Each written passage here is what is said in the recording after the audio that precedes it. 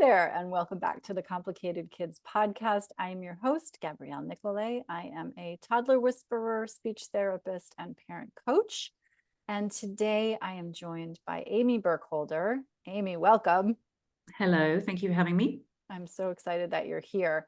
I'm going to let you tell people, because there's drama in your field. I'm going to let you tell the people what you do for a living. Oh, so okay. Well, I'm going to open with the drama. So I am a licensed nutritionist. I'm licensed in the state of Maryland, eligible for licensure in Washington, D.C. There are some differences between a nutritionist and a dietitian. And in some states, only registered dietitians can become licensed by the state. And in other states, there are no rules whatsoever. And it's one of these very strange things in my field where state by state, the rules are completely different. But in Maryland, there are two routes to becoming a state licensed dietitian nutritionist, an LDN. And I took the nutritionist route, which means that I have a master's degree in nutrition and integrative health, and then 1,000 hours of experiential stuff, and then I get licensed. So, okay. So thank you for that, because I do think, and I am one of them, people get confused. Like, do I need a dietitian or do I need a nutritionist? And the answer is, yeah. I think what's tough is that in many states, the term nutritionist is not regulated. Okay. So anybody, for example, in California, anyone can call themselves a nutritionist. It's not a protected term. You could, have just enjoy eating vegetables and call yourself a nutritionist. In other states, it's a tightly regulated thing where only registered dietitians can call themselves nutritionists. And then there's these in-between states that recognize there's, So I think if you're going with a nutritionist, you do need to make sure that they're still licensed in your state. But yes, it's a confusing area for sure. Thank you. The end result is you help people eat better. I do, and specifically little people. So I specialize in pediatrics and pregnancy, postpartum. I used to work with clients of all ages. My eldest was 99. There wasn't much I could really teach him because he had made it to 99. Clearly, he knew what he was doing. But yeah, now I just work exclusively with pregnancy and pediatrics. And I also lecture at the Maryland University of Integrative Health in their graduate nutrition program. I teach the life cycle nutrition program there. Sweet. So one of the things that people come to you about, and we share a couple of clients, is picky eating. Yeah. Yeah. There's I see a lot of picky eating, especially in kind of the toddler, preschooler, early elementary set. That's not to say there aren't picky eaters that are older than that, but I think people sort of give up once they get to 10 years old. They sort of just assume that that's the way it's going to be forever. But it's an interesting one because picky eating on some level is just developmentally normal for toddlers, right? You know this, you work with toddlers. Like it's the first phase of differentiation, searching for autonomy, the second being adolescence. The first time is toddlerhood. And really the only thing that kids have any control over at that age are what they put in their mouth, their bowel habits, and bedtime. So those tend to be the three battlegrounds that we see with toddlers, because those are the only areas that they have any form of control, really.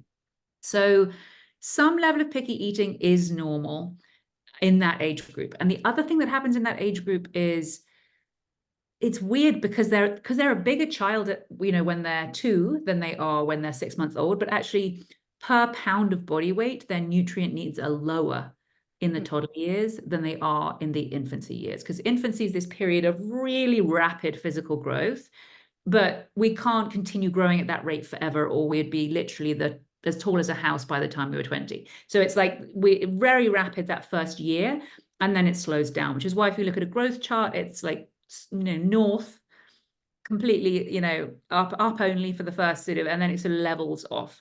And so the toddler phase, when we move into the toddler phase, the child's appetite and their physiological need for food is less. at that point. But if we're used to feeding them X amount or them needing X amount, then we kind of have this expectation that, okay, the older you get, the more you need.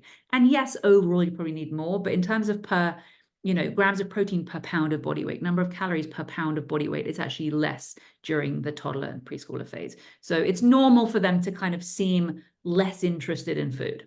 Okay.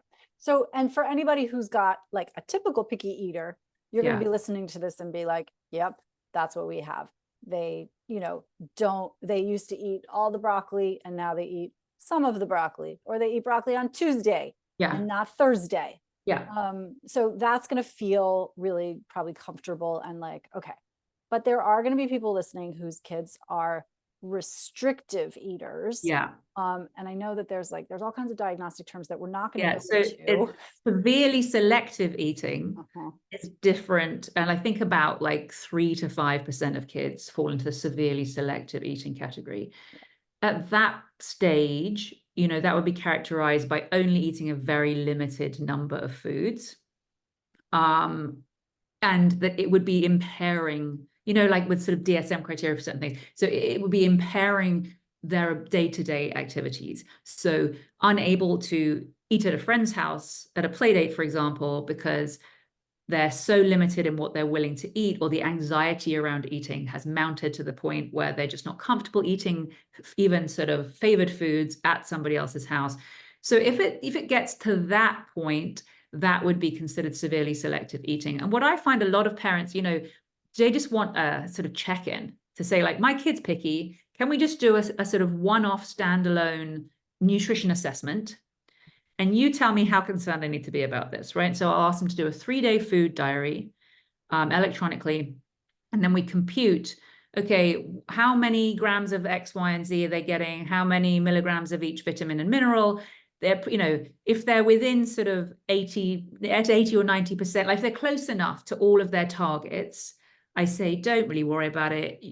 Just, it's a behavioral thing. It's not having any nutritional implications, because that's what people are worried about, right? Because when our babies are little, our success as parents seems to kind of hinge on how well we can grow our child, right? When you have an infant and you go to the pediatrician, each time they weigh and they measure, and it's like a grade, like, okay, is my kid growing? Did I do okay? Especially if you're breastfeeding, you have no idea how many ounces of milk your child is consuming or not. You're just kind of hoping each visit that they've grown since the last visit, and then you get a pat on the back and you go, okay, I'm doing okay at this. And I think some of that gets ingrained, and we sort of feel this need to feed, like actively feed the kid, because we feel responsible for that as the parent.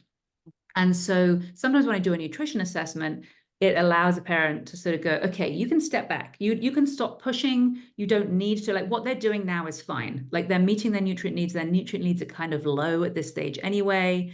Maybe they're not getting enough omega-3s because they're not eating any fish at all, and fine. So then maybe we add in a solo omega-3 supplement, and I have some, kid-friendly versions of that. But most kids are meeting most of their nutrient requirements, and they don't need this kind of insurance policy multivitamin that's normally a sugar-coated gummy. You know what I mean? Like, most of the things that are in that you're using as an insurance policy, they're probably getting plenty of. And the things that they really probably need more of, the key ones that kids tend to lack at this age, are fiber, omega-3s, and sometimes calcium. No multi contains those. Right. Also, most of those multis don't have bioavailable anything. So it's just going and there are some better ones now that are starting to be more aware of that. But even the good ones, like, even some of them will have omega-3s, but not in meaningful quantities. Because when you're a multivitamin manufacturer, you're trying to be a jack of all trades. So you can squeeze in kind of 20% of this and 20% of that and 20% of the other. But if your child is replete in most of those things, but totally 100% deficient in this one nutrient, it's better to take that one targeted nutrient supplement than to sort of take this broad spectrum one that doesn't really kind of address any of the sort of specific needs. You said something interesting before we hit record, which is we separate kid food from real food. And so I want to talk about that as relates to this nutrient deficiency, and also as regards picky eating or serious what did you call it? Severe selective eating. Yeah. Because the families who come to see us are usually not falling in that, like, the families who come to see me certainly Yeah. are falling into this. This is beyond the scope of just picky eating. Right. Right now, we've added some layers here. Yeah. And so talk about the role of like treating kid food as a different class of food. Okay. Well, yeah, and I think there's actually a couple of different layers that we do inadvertently. So one is in the US, and to a certain extent in the UK too. I know I've only raised kids in the US, so I'll speak about the US. In the US, we sort of have kid food, right? You go to a restaurant, there's a kids menu. You go to the grocery store, there's an aisle of baby pouches and kid foods. We market foods to children, right? We have kids cereals, and then I guess the rest are adult cereals. I don't know, but it's like there's a sort of specific targeting to children. In fact, this week I took my 6-year-old to the grocery store, and there was a box, and it just had cartoon characters on it. And she said, "What is that?" And we realized that nowhere on the front of the box did it actually say, or was there a picture of food. Wow. It turned out it was a box mac and cheese. We had to kind of read the ingredients to find out what it was. But her eye immediately went to it. It was at eye level. It was a pink box. It had, I think they had at least 6 different Nickelodeon characters on there to appeal to everybody. But they weren't even pushing food at that point, right? So we focus a lot on preparing these foods for kids. So in some ways, there's no harm in that. Like, yay, let's get kids engaged in foods. Let's make it fun. But it's very different, like in Europe. So for example, I remember taking, I guess my eldest would have been about 3 or 4 at the time. And we were in France, and we went to a restaurant, and there was no children's menu. There's just a menu. And they saw obviously that we had a child. And so they said, "And what would you like?" to my youngest. And I was thinking like, okay, this could go in any direction at this point. I'm just going to hold my breath. And she said that she wanted some pasta. And so they bought her, I've got a photo of it because it was like, I was so impressed. This beautiful pasta dish that they'd made with vegetables, and they'd like presented it like a gourmet restaurant, like a beautiful pasta dish. It was colorful, it was attractive, it was, it was appealing, but not in a way that kind of was oversimplified for a kid's palate, right? It still had complicated flavors in it. It still had lots of vegetables. And I think we do it from a place of love. We do it from a good place when we say, we want them to accept this. We want to make it easy for them. This conversation could be about all parenting things at this point, but actually then we deprive them of the opportunity to develop a more diverse palate. And I think what happens is it happens when they're really little, maybe 1 or 2 starting solids, right? The first 6 months of solids, when everyone says, "My kid eats great," I remember my little one used to put pitted olives on her fingers and eat them off, like, she was sort of a Roman emperor eating grapes or something. And then, of course, 3 years later, wouldn't touch them, right? So that's really, really common. And I think what happens is when kids scale back their interest in food in the toddler years, we try to respond to that to get them to eat more, right? For the reasons I just described. And so one of the ways we do that is we go, "Oh, well, I'll offer them this that's more pleasing, or I'll offer this simpler option." Or maybe they didn't eat it because it had bits of olives in it and that's a strong flavor, or it had mushroom in it. So I won't put those things in. So we're helpfully pre-selecting for the child the things that we think are making the food unappealing to them, in the hopes that they will consume more of it, because our goal is consumption of food today so that you continue growing, right? And so our short-term goal of like, "I need you to eat dinner," ends up being the only thing we think about, rather than, "That is my short-term goal. I do want you to eat dinner. I don't want you to be hungry today. I would like you to continue growing. And also my longer-term goal is that you grow up to eat a diverse range of foods, that you can tolerate different textures, different, things not being perfect all of the time." And so when we sort of accommodate or overly accommodate this sort of perceived picky eating, we're sort of creating the monster in a way. If we only I'm going to jump in here. Yeah, I'm going to tell jump me. in here because I think we're we're helping to create the monster. Yeah. Yeah. Sometimes the monster has arrived in our house Yeah. in the form of sensory processing issues, right? Totally. Yeah. Oversensitivity to texture, Yeah. oversensitivity to smell, Yeah. and taste, Yeah. over anxiety about just safety in the world. Totally. Yeah. Many of the kids that I see for speech and language also have kind of an overactive sense of danger about the world. And so Yeah. food, to your earlier point about, food is like one of the things that they control. Yeah. Yeah. Is a way to exert control in a world that often feels unsafe to them. And unpredictable. Exactly. Right. For example, even things like a blueberry that's sweet and appealing and should be yummy to most kids. Blueberries are really inconsistent.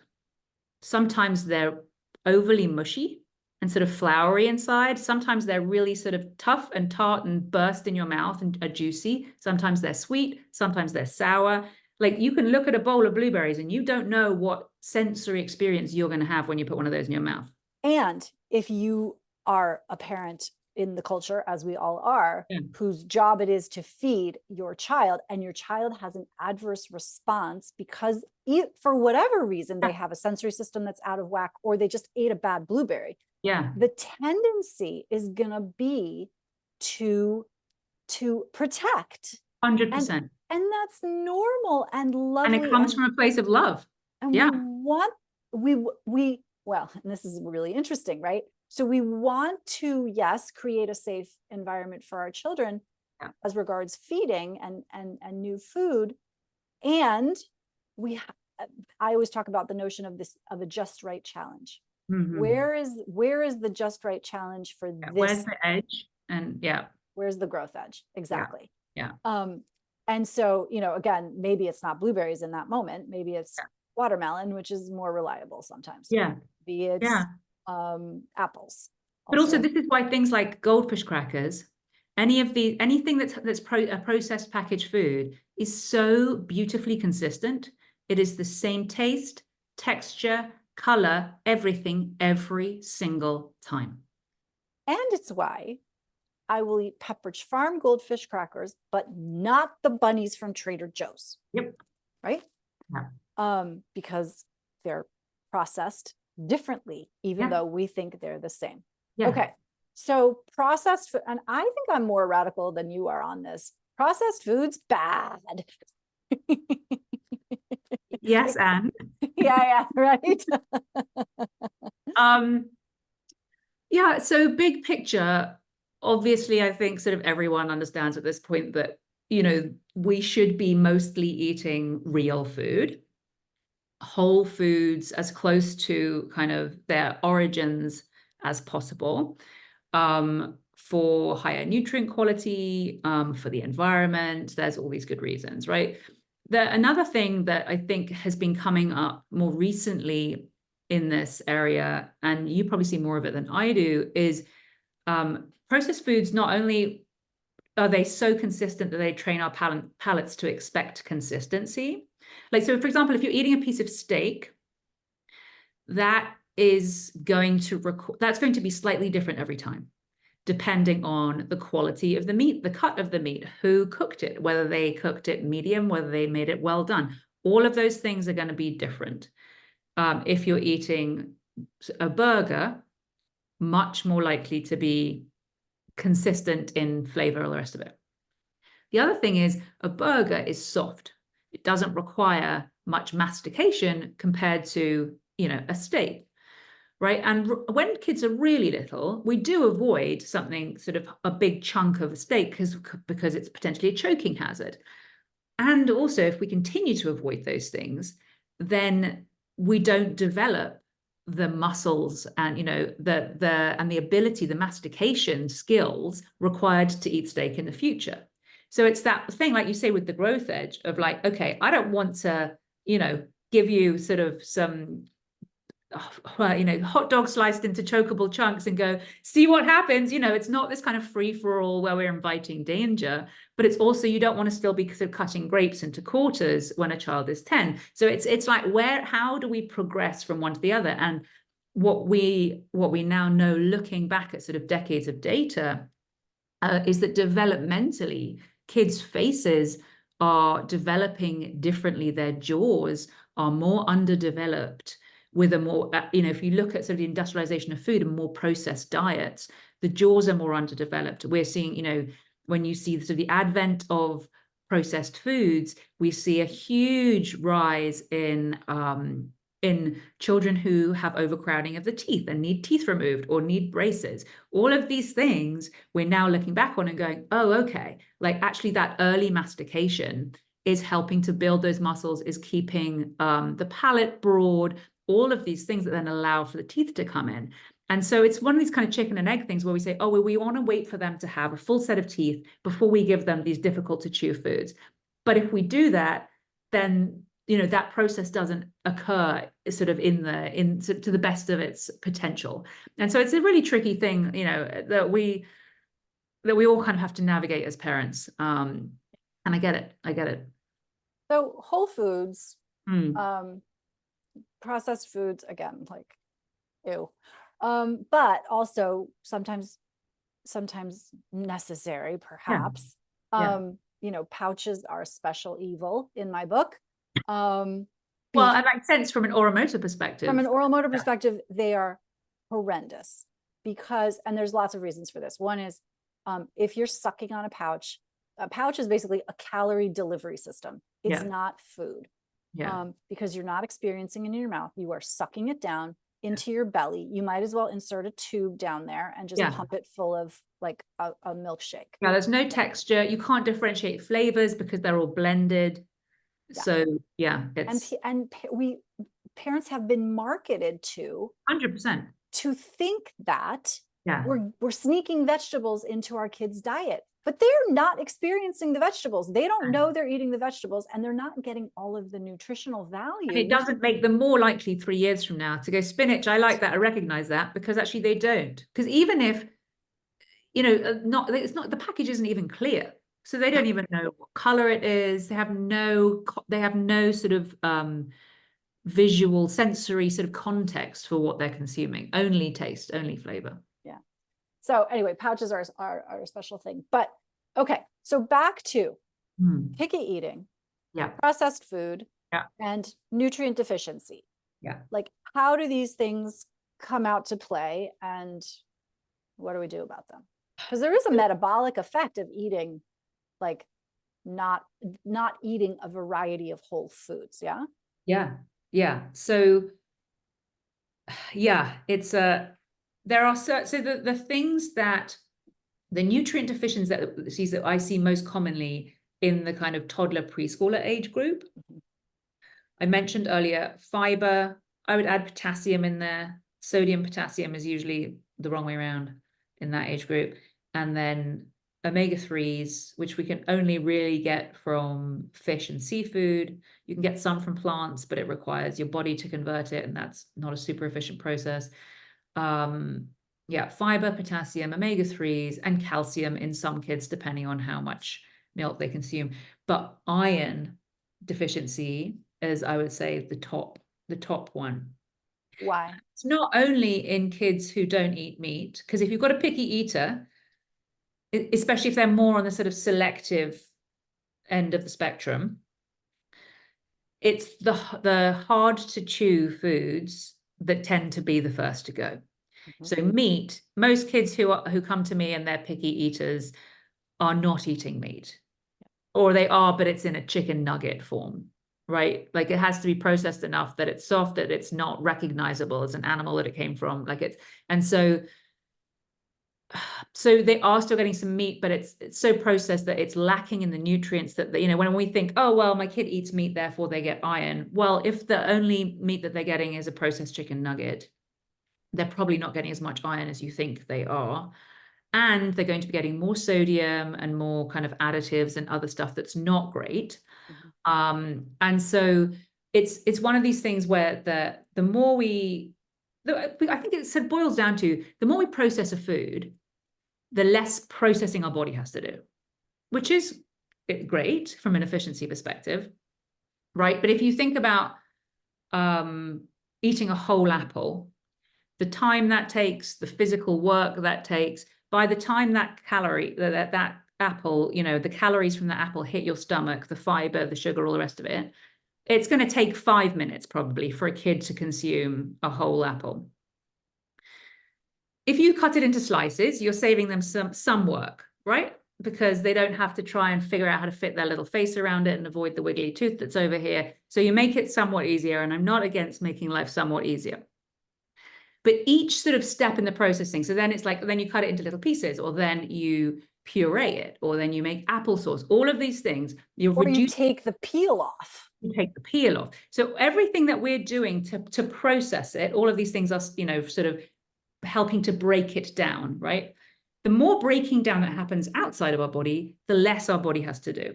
So the less chewing, right? Which is the first step of digestion, is in the mouth, is chewing. Your teeth physically, mechanically break things down. The act of chewing, another reason that you can add to your list for not liking pouches, the act of chewing stimulates salivary glands, which release certain enzymes that say, aha, this feels like a carbohydrate food. Let's start releasing some amylase to break down the incoming sugars. This feels like a protein. So then the stomach will start anticipating that coming and producing protein digestion enzymes. So we miss that step, the more processed something is. Then when it gets to the stomach's job is this acid bath to break it down, right? Again, if it's going in as mush, not much needed, not much required on the behalf of your stomach.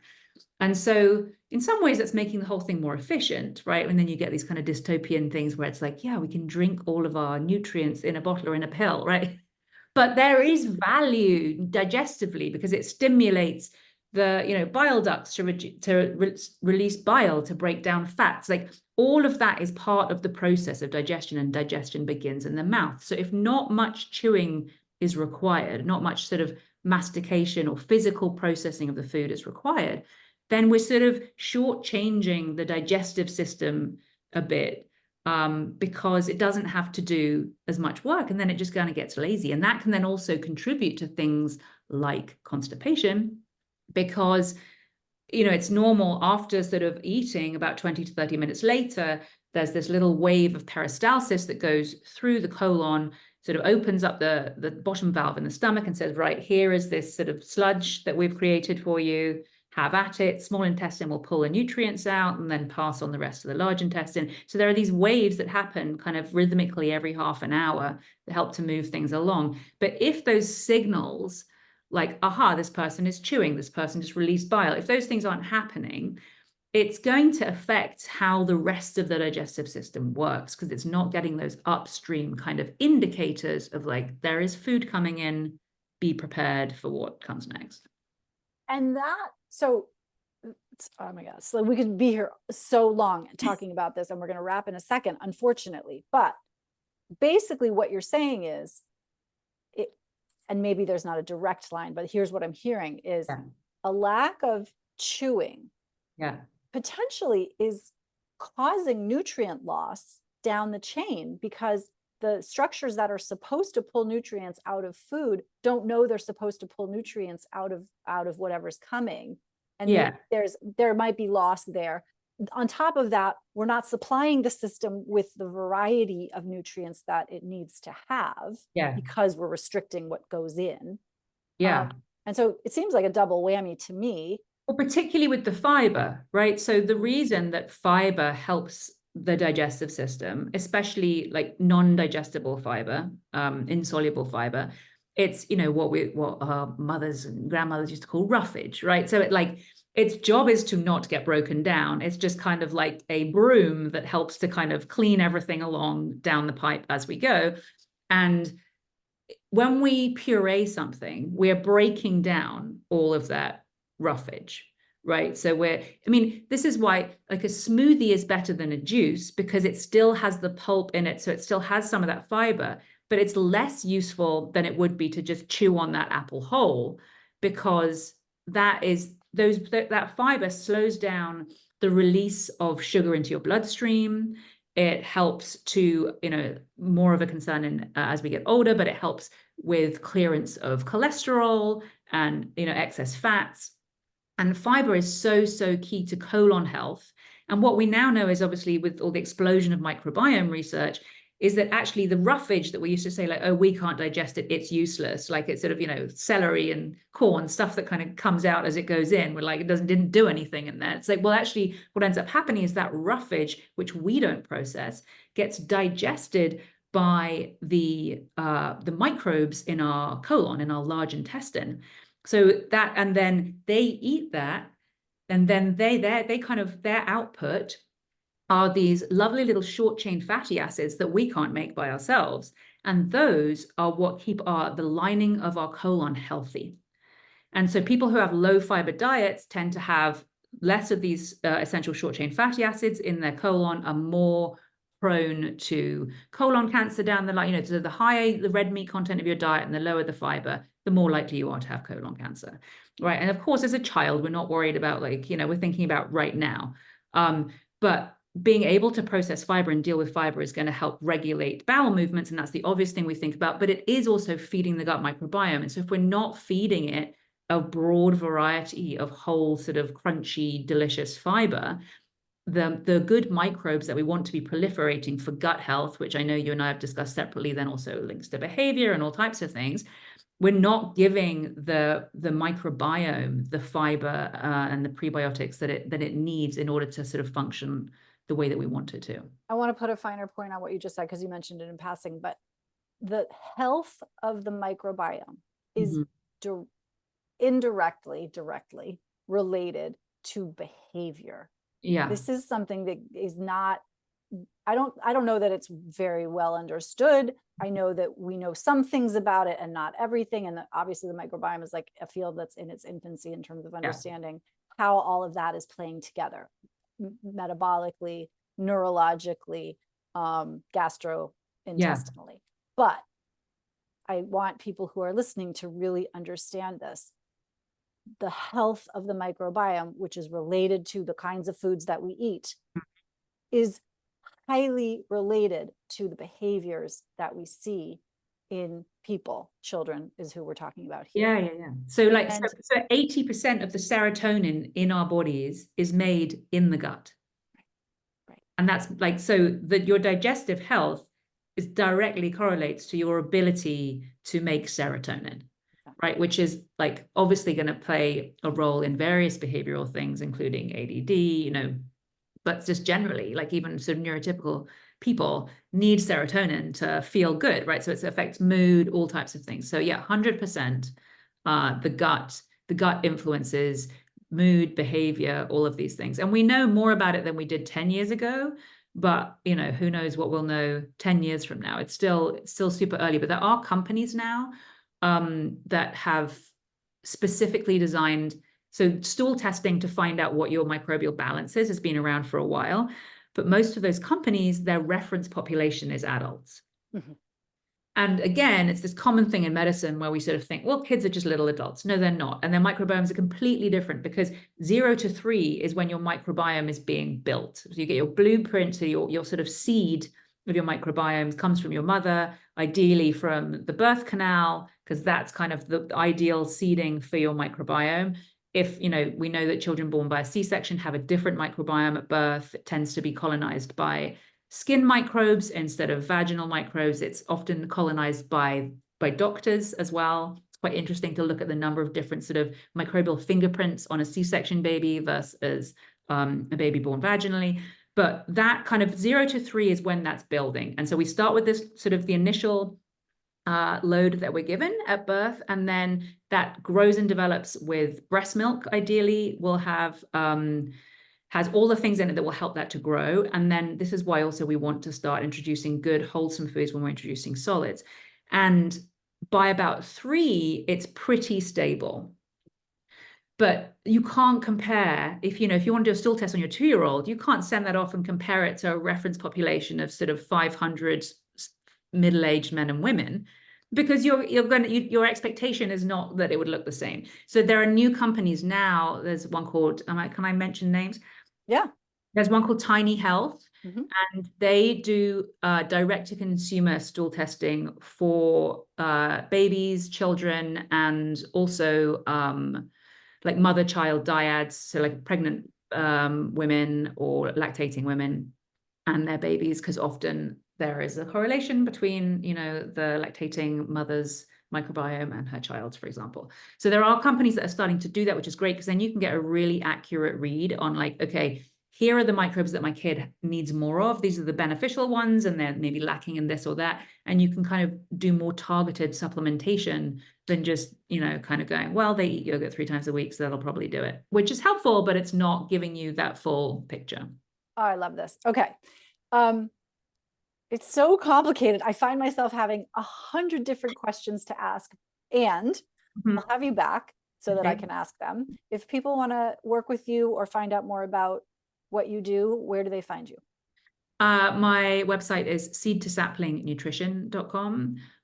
You can also find me on Facebook at Seed to Sapling Nutrition. I have a few blog posts up on my website about common pediatric nutrition problems, from constipation, picky eating, etc. But yeah, that's the best way to get in touch. And we will link to those in the show notes. Sure. And Amy Burkholder, thank you for being here today. Thank you so much for having me.